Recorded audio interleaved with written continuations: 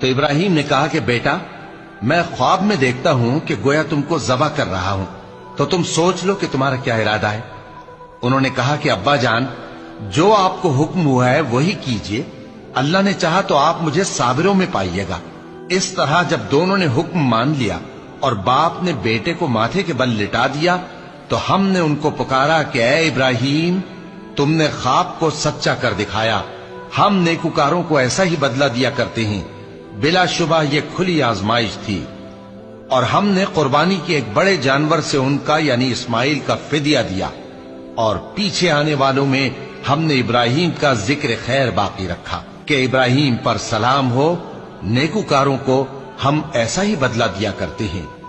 بے شک وہ ہمارے مومن بندوں میں سے تھے۔ ہمارا پروردگار جو صاحب عزت ہے اس سے پاک ہے،